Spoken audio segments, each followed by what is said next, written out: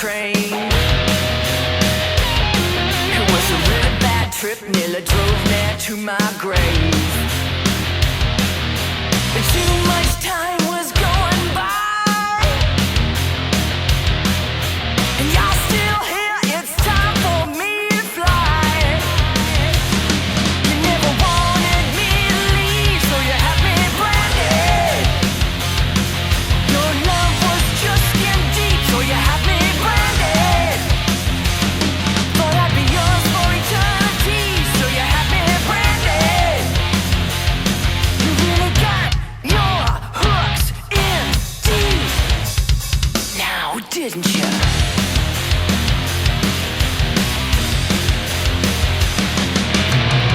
When we first met, you said, let down your wall.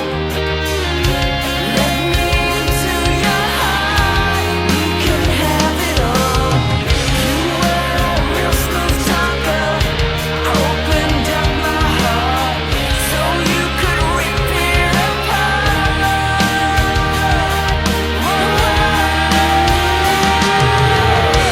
Just like Satan, obsession, possession,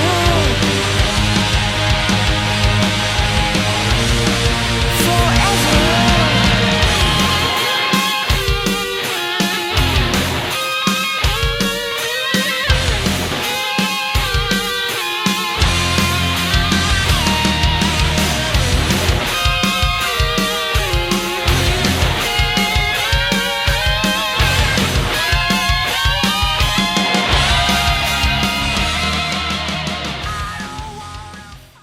It's truly an honor to have the Queen of Metal, Lita, on the line with Forever in Metal. We're going to discuss her new album, Living Like a Runaway, the Monsters of Rock Cruise 2013, and much more. How's it going, Lita?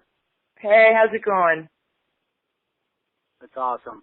I'm glad that you're definitely taking the time out of your day, and I know you're extremely busy, so we'll keep the questions very short and making sure that we cover everything that you want to cover during this interview. Cool. Sounds good to me. That's awesome. Now, your new album seems like the Lita of old, meaning pure rock and roll, and I'm really happy to see that you're back to form. Yeah, it's good to be back. It's really good to be back. I don't know, have you heard the new album? Have you had a chance to listen to the new album? Yes, I did, and I have it, and I'm very excited, about the process, the sound quality, the writing of the songs. I've been a big fan for a very long time. I grew up in the 80s. I even had the swimsuit edition that you did when I was a kid, so yeah, going way back. And listening to this album, I felt that it was definitely your style. You have on the bonus track, the last song, The Bitch Is Back, and I definitely think that you've stamped that album as far as having your traditional form of rock and roll, and it's one of the best albums that I've heard from you in a very long time. So, 2 metal horns up for that one. Right on. Right on. Well, I appreciate that. Yeah, it was an album and a journey to make that record. Was really a journey with Gary Hoey as producer. We just really put our nose to the grindstone and didn't let up until the artwork was done. And I don't know. The whole album is a journey. It's like a little mini movie to me. Yeah, that's what one of the questions that I was going to ask you is you definitely wore your heart on your sleeve for the recording of Living Like a Runaway, and it must have been kind of emotionally draining to have to reflect back. And did some of the recordings of the songs add and provide some closure for you? Well, not really. I mean, it's there's no closure. It's more of it's more of a survival record. Right. it's like it's written for people that are going through hard times and people that are that need something to lean on. And that record was, when you go through hard times, you always seem to lean on music. I mean, most people do. And they'll put on a song and they'll play it and they'll have memories of things. If you're at a funeral, you play music. If you're at a wedding, you play music. And this particular album was something that I wrote for people that need something to lean on. It's a survival record no matter what you're going through, whether it's a good time or bad time, it doesn't matter. That record is there for that reason. And for me, I don't have closure in my life. I mean, the record didn't make everything heal, and not everything is better in my life. I just get to do what I love, which is play rock and roll. That's what's really in my heart, that and my children. And unfortunately, I don't have my children. So there is no closure for me. Well, I guess that was a poor choice of words on my end as far as the word closure. I mean, allowing the emotion to come out and basically lay it on the line and say, hey, we're all human beings. We all go through something, and this is my kind of story to kind of put it out there to show you that, hey, underneath, my rock and roll image, I am a human. I do have family, and this is my, story to you, so that way you understand it, and I'm put into something that everybody can relate to. Yeah. That's exactly it. You hit the nail on the head. That's exactly it. And we are all human beings, I mean, we all do go through horrible things. I mean, look at Whitney Houston. I mean, I don't mean to bring her up, but why did she have to die? I mean, why did that happen? Did she get mixed up in the wrong relationship? She was obviously hanging out with the wrong people. People do get into bad situations, good people, and it happens in this world. And then you get bad people that end up with the pot of gold, that don't deserve it. That really deserve to be kicked in the ass instead. Yes. They end up with the pot of gold. It's like, why do you get that? You don't deserve it. Then you turn to your music again, to help you get through these wacky times. So anyway, this is one of those records, and it's a powerful record. I'm really happy with it. I'm really, really happy with Gary Hoey's production on this record. He really drove it home, and I gave him songs to work with and brought to the table, album titles and lead guitar riffs, and Gary took them and created a monster. It's funny that you say that, because I've been a very big fan of Gary Hoey. I even have Hoey Christmas, and he's I've always liked his work, even with Heavy Bones, his solo stuff. Now his surf style guitar work. So one of my questions: how did you actually meet him, and why did you choose to work with Gary on your new album? Yeah, it's pretty bizarre. It's pretty bizarre that I worked with Gary, because I mean, he's not exactly known as being, the most well-known record producer in the music industry, although he should be, because he's amazing. Gary is been a friend of mine, and one day he called me, and sorry, I'm rattling around here. Okay. He has a studio, and I didn't know he had a studio in his house. And he offered me his studio, and said, Lita, if you ever want to record, just come over. So I did. I got on a plane and flew up to New Hampshire. I was in Fort Lauderdale at the time. And I flew up to his house and we started writing. The first song we wrote was Branded and Love to Hate You. And it was amazing. We just gelled. I found myself starting sentences and he would finish them. I mean, we really got along great. And musically, we just really hit it off. And he ended up doing the entire record. We actually, I just went up there to see if we could write together. And then he ended up producing the entire album. And we in the middle of it, we signed with SPV Records. And it was really a godsend. He was really a godsend. So my whole life has been like that. Since, well, you can huh? No, you can definitely tell that on the album that there is that synergy between both of you, because from top to bottom, even with the production level and the duet you do with Love to Hate You, you can tell there's that very good synergy, and that emulated throughout the recording process of the album, so that was a very good fit. Uh-huh. It definitely is. And Gary and I told him, you know, we can't lose focus of this.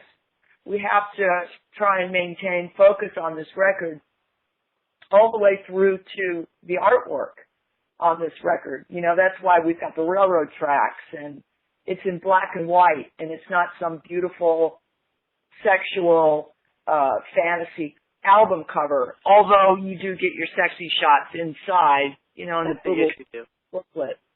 If you've got the booklet, if you don't download. But now, I have the booklet. I have the physical album. Cool. Well, the record label over at SPV says, Lita, we want the sexy shots. We want to see Lita like she is. And I told them, I said, guys, you got to listen to the lyrics of this album. This is not a sexual album.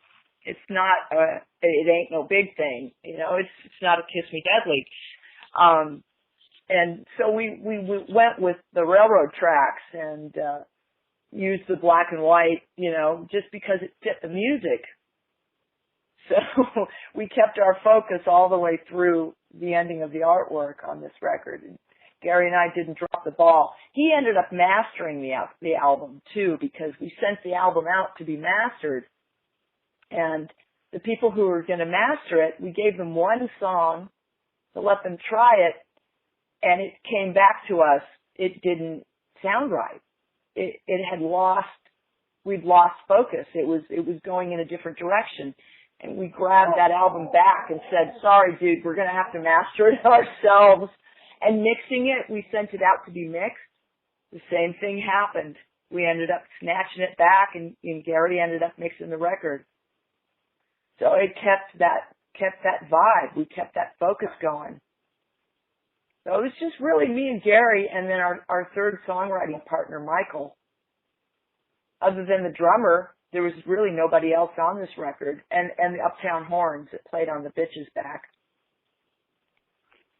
Yeah, I think that the album with the packaging, I mean, people do download a lot nowadays, but I think they're, you know, missing out on a lot of the packaging, especially with the new albums. I think a lot of the overseas with Frontiers and SPV, they put together a really complete package with the album. They usually give you something, you know, bonus. Like the Dawkins CD is the same way. You get the bonus DVD in there. In your album, you have the awesome poster in there too, and you know it looks great. You know, so you know the younger generation do the downloads, but I think with the record labels nowadays, they're trying to make it attractive. And like you said, from top to bottom, you guys didn't miss anything. The packaging, the recording, the songwriting, the production, the mastering of the Living Like a Runaway CD is perfect from top to bottom. Awesome. Thank you. Oh, you're welcome. It's definitely, you know, one of the better albums that I've heard production-wise in a very long time. So you definitely did a lot of work. I agree. I think it's something that people need to have and hold. and not just download, and it sounds better too. It's got such good quality. Sometimes when people download stuff, you don't get that full quality of the production, the mastering, the mixing. You don't really hear it as it is. I mean, however you get it, I guess you get it, download it, but it's got to lack something. When you buy it at the store and you put it, or buy it on Amazon, you put it in your car and you've got pictures and you've got lyrics and you've got a whole package to look at. And that's half the fun of music. Is seeing the photographs and holding that album cover in your hand and looking at the artwork and the photographs and the lyrics and being able to read every word. And it's part of it. I just don't understand how people can download stuff. I don't get it. Well, I don't either, and I'm still one that still buys the vinyl albums nowadays as far as that goes. Mm-hmm. So I'm old school, I think, but it's like you said, I think the older generation, we still do it. You can actually buy the album, put it into your computer and download it to your iTouch or iPod or any phone device anyways, and still kind of get that quality, if that's how you want to condense your music. But you're right. I don't see how people download things either. It takes a lot away from get a good set of headphones and plug it into your computer. If you're going to listen to it on your laptop, at least get a really good set of headphones and listen to that. Actually, a good set of headphones will cost you more than if you bought the CD. But I know Monster Cable makes really, really good headphones. I love their headphones, and I swear by them. And I listen to all my stuff through the Monster Cable headphones. I plug them into my laptop before a show.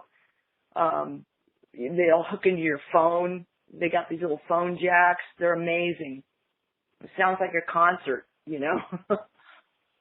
that was a good set of headphones.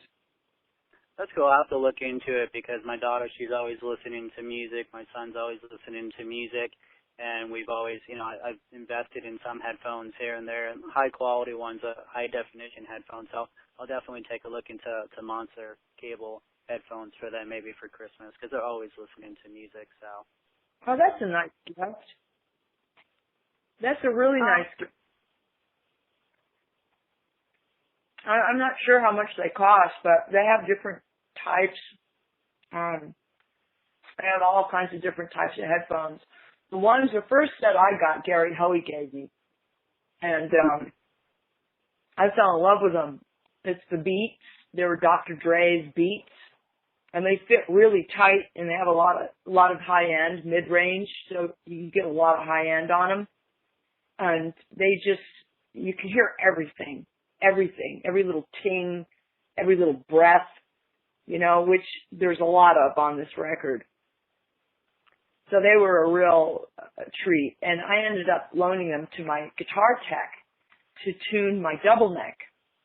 If he couldn't hear with when we toured with Poison and Def Leppard, he couldn't hear because a lot of the times the guys were jamming or playing, or they were doing drum check or sound check or line check, and I gave him the headphones so they fit so tight that they blocked out all the other sound. So he was using them to tune my double neck, and I never got them back.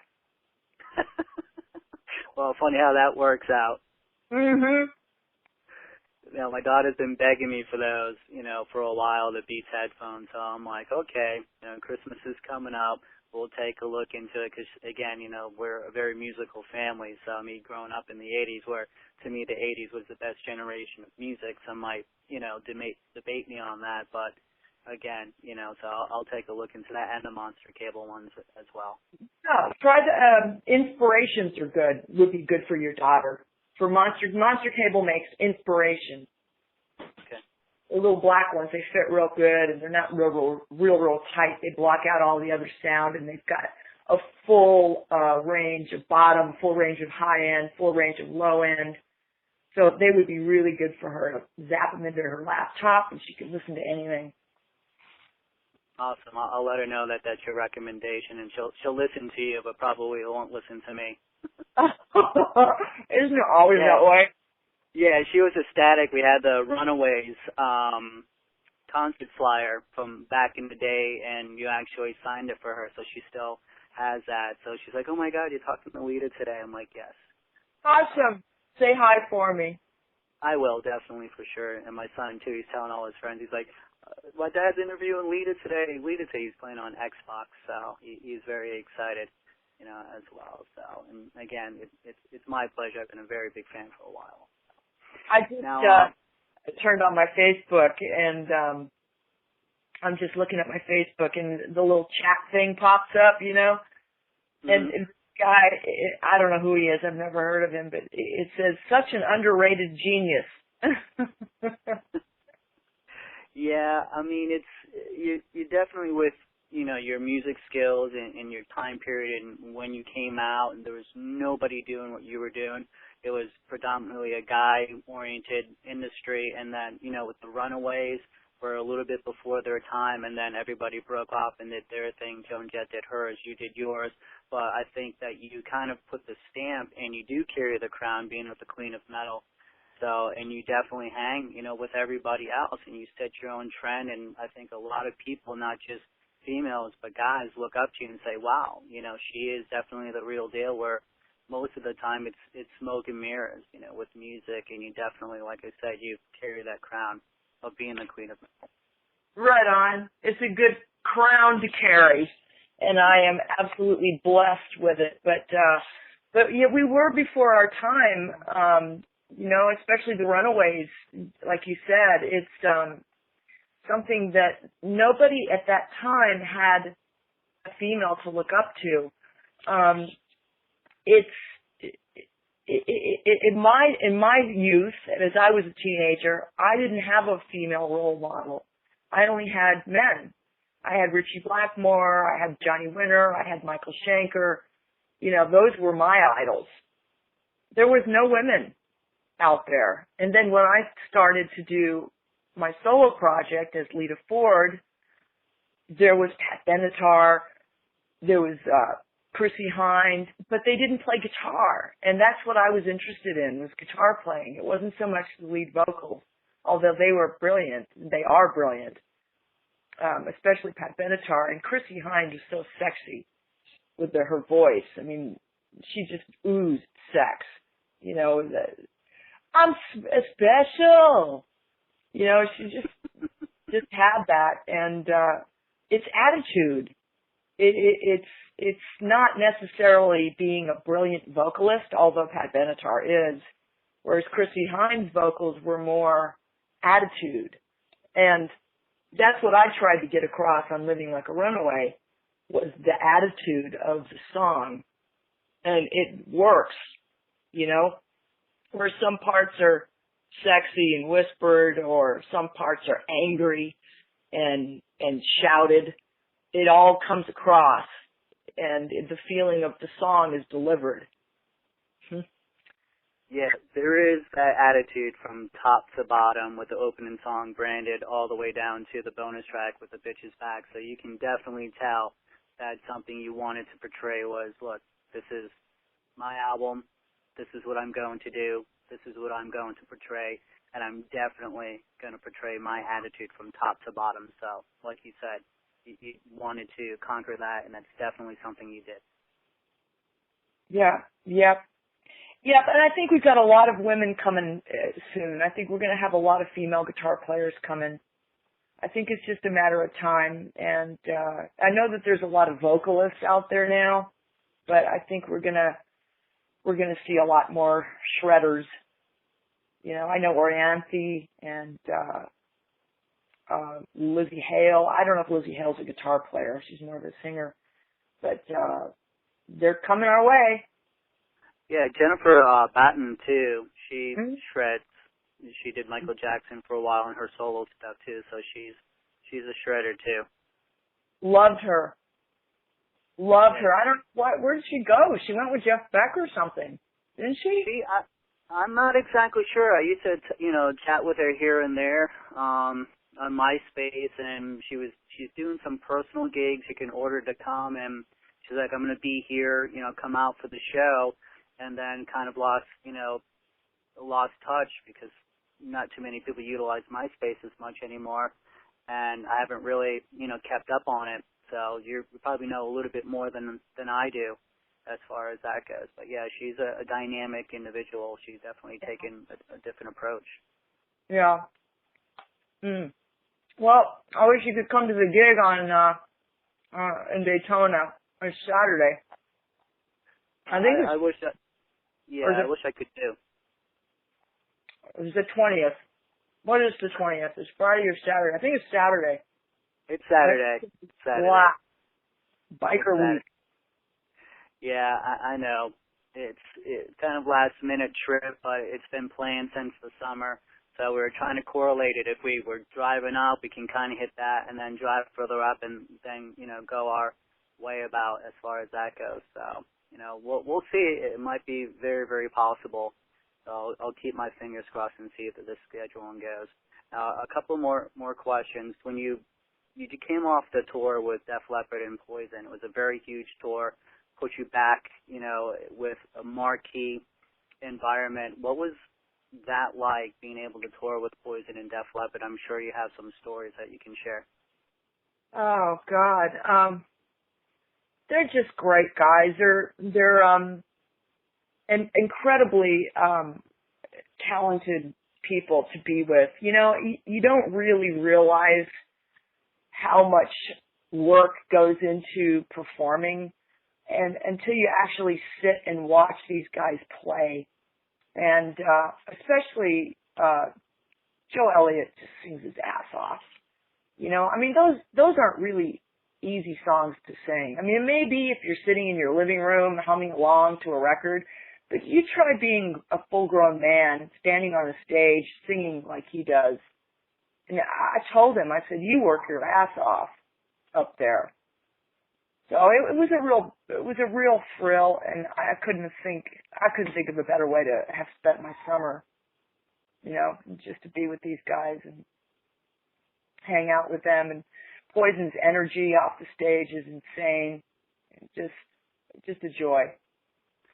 Yeah, it was good to see that this was, the 80s music is coming back and everybody's, joining forces to put together a good concert so you can kind of play to the masses and putting it into 16,000 seat arenas, so it's good to see this again, as far as that goes. Our generation is very excited, to see that happen because there might not be much more many more tours like this in the near future, so it's good that they put together a bill and included you on it as well. Well,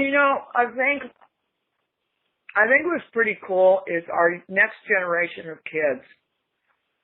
There's a lot of them that are raised on the 80s rock and 90s rock, 70s rock, because of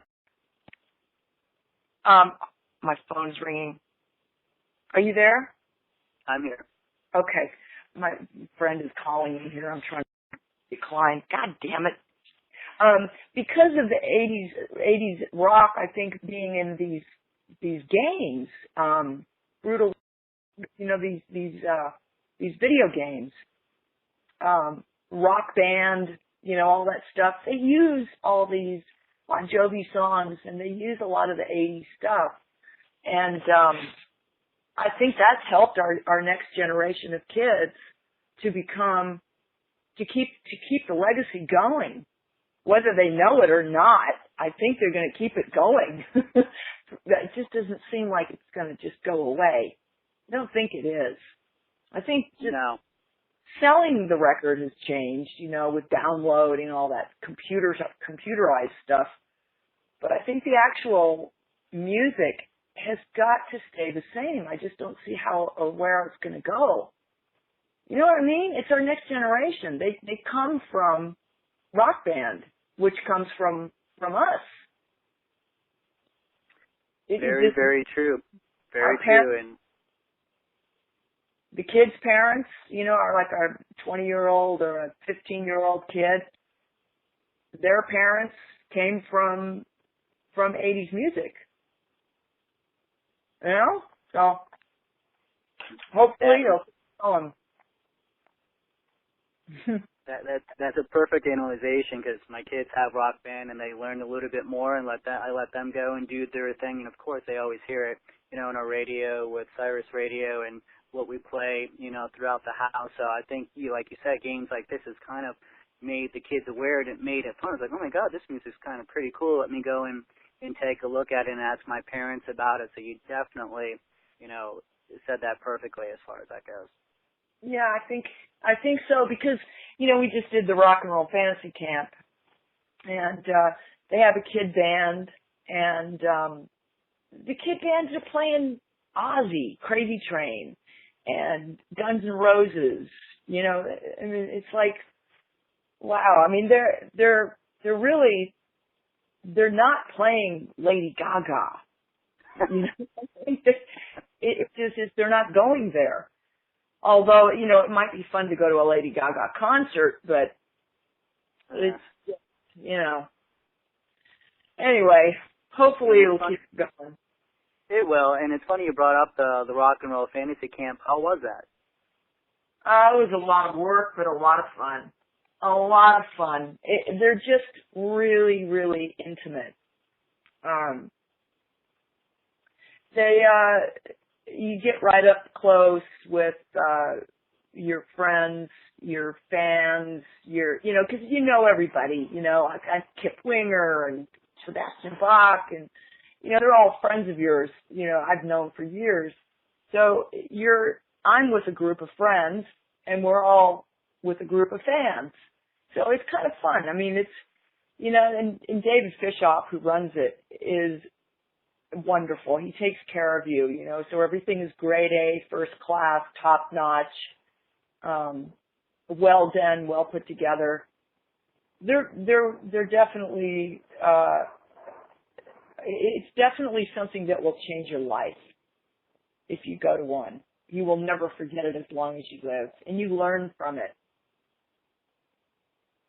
That's awesome. I'll have to look into it. I saw some pictures coming through via Facebook, and I was like, oh, this is really neat. And I started looking into it a little bit more. I know it's up in Vegas, correct? Yeah, it is in Vegas now. It is now. Before, David was doing different locations, like he had Atlantis, New York, the Playboy Mansion in L.A., and which I thought was cool. But I think he wants to base it out of a certain area, and now it's based out of the MGM Grand in Las Vegas. So it's just, it's a home base now for the Rock and Roll Fantasy Camp, and now it just needs to grow. It just needs to grow. He's got his beautiful studio set up, and just needs to be fine-tuned. Because this was the first camp we did in his new facility. Yeah, it looked awesome. All the pictures of everybody having fun, all the friends, like you said, Kip Winger, all the musicians, Kane Roberts, all the people that took part. Looked like it was a blast, and it was good to see, again, the unity of musicians together and spreading the message and teaching the younger generations on how to rock. Yeah, and also the older generation. It's not just kids. There's a lot of people in there that have been, they're rock and roll wannabes. As a matter of fact, the name of my band was The Wannabes. I would fall in that category. So funny. But there was a lot of older guys, and one girl in particular that was really good on lead vocal and guitar. She was a shredder. Couldn't believe it. Really, really good. And she's obviously been listening to some Lita records. So she was thrilled. They were all thrilled. Now, you were talking about how it was a very intimate, type of environment. So we'll go into something that you're going to be doing in March of 2013, which is a Monsters of Rock cruise. Can you give us a sneak peek of some of the songs you might be playing? And obviously you're looking forward to that, I would imagine. I've never been on a cruise. Can you believe that? I've never been on a cruise, so I'm really excited.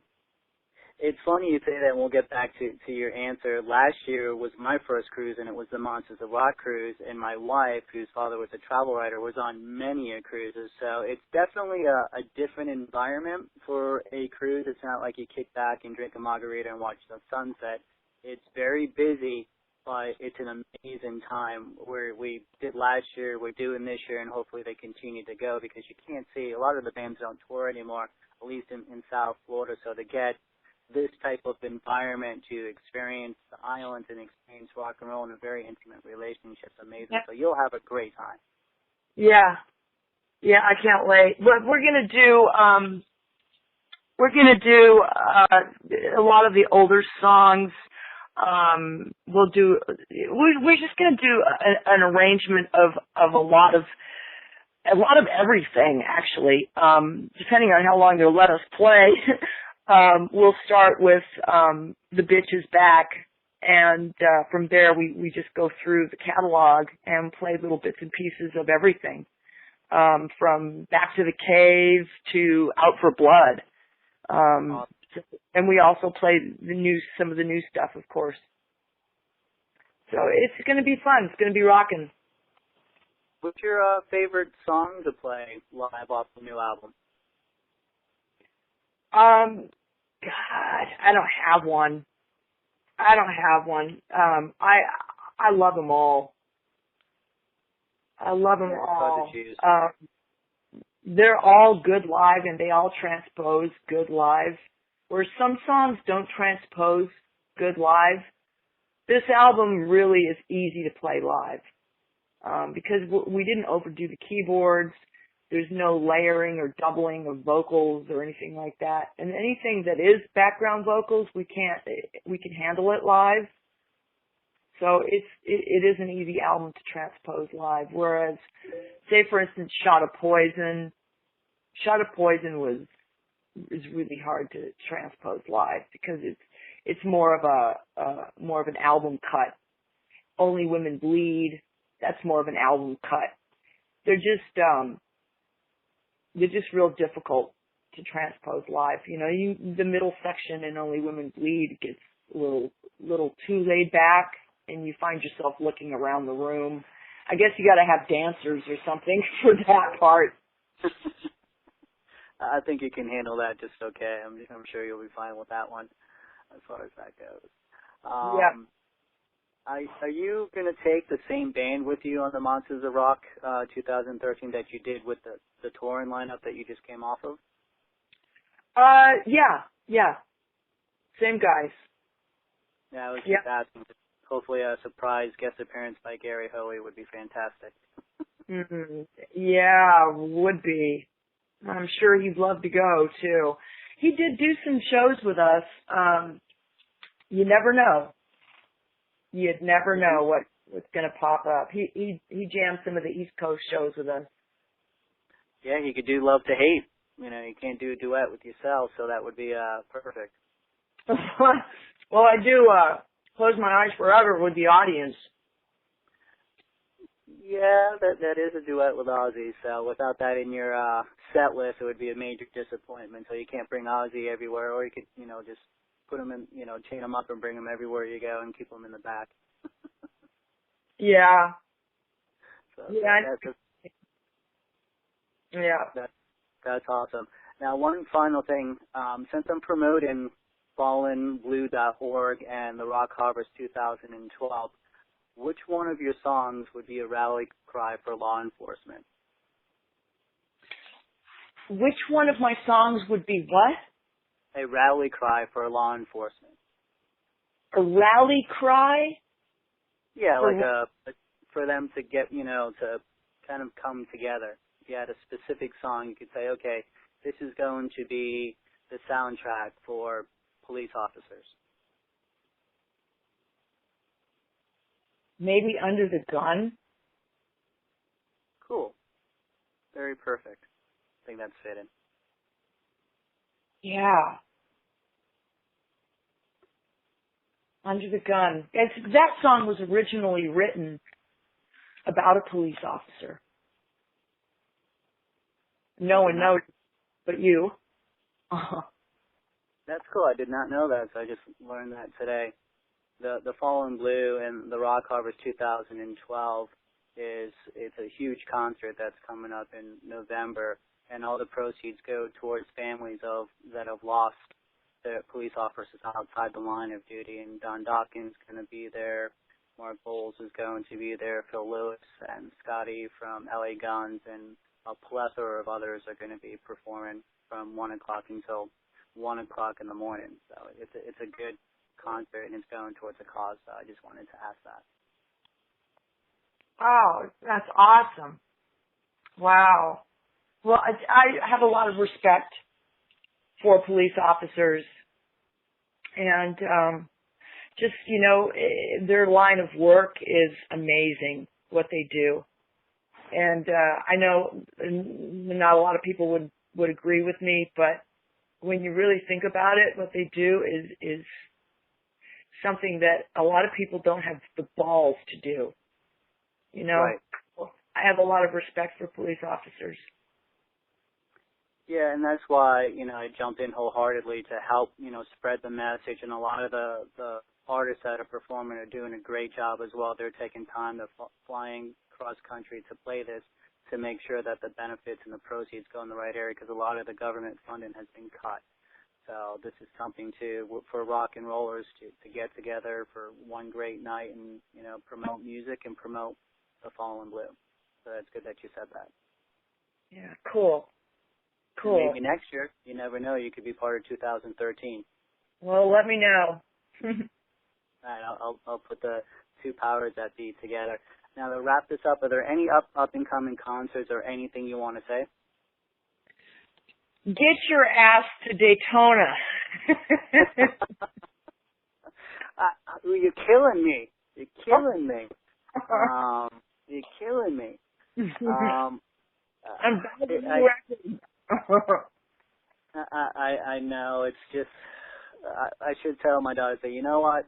That's it. We're not good. We're definitely we could make the pass as far as that goes. So, it's definitely when they said, do you want to do the interview live, on this date up there, I was like, yeah, I'd love to. And then I'm looking at my schedule, and my daughter says, we're going to Tennessee this weekend. So I was like, so I would love to be there, and if we can make the swing, I would definitely stop by and see you jam, and not have to wait till 2013 to see you on the Monsters of Rock cruise.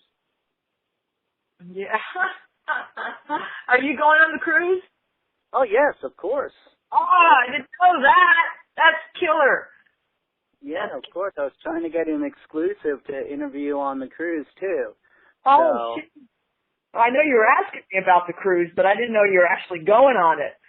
Oh, yeah, I wouldn't miss it for the world. Cool. Well, a lot of people have been asking me about that, but I didn't know. I didn't know you were actually going on it.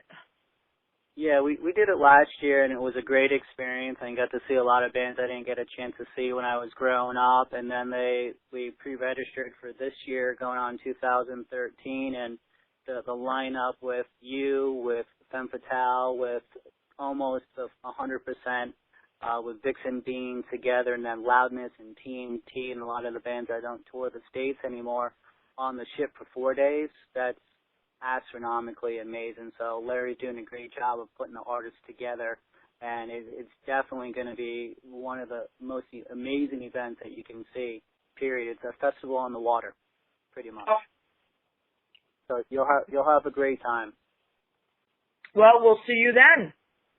Definitely, for sure. Keep rocking, and I want to say it was an honor and my pleasure for you to take the interview today and hang in with Forever in Metal. Thank you. Thanks. My I pleasure. appreciate the interview. All right, thank you, and hopefully I can see you in Daytona.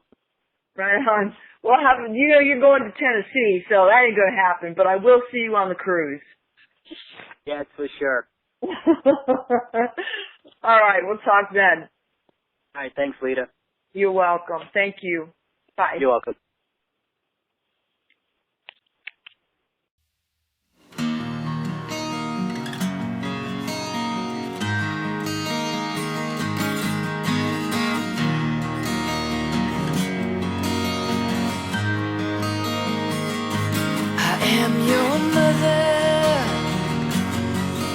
Your flesh and blood, your family, yeah. And like no other, until they bury me 6 foot deep. No matter what the future holds, and even though you just begun to grow, just know you'll always have your mother.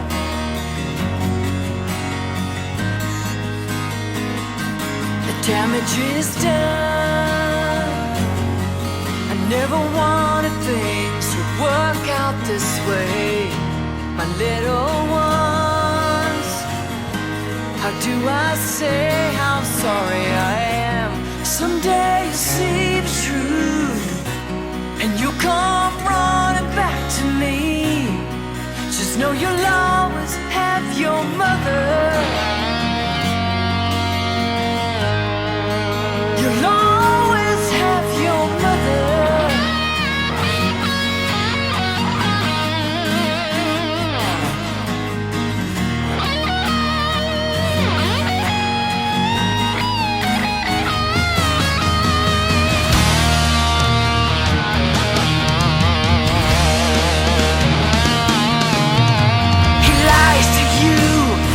It on me. He tries to find comfort in insanity. To be crucified, hung up to die. He paints an ugly picture of you and I. We're so far from truth, it's hard to see. The only way to hurt me was through my love for you. I am your mother. Please understand why I had to leave. Pain was deep. He was hurting me. When you look in the sky at a shining star, listen to your heart and know who you are. And then I'll always be your mother. I'll always be your mother. I'll always be a part of you.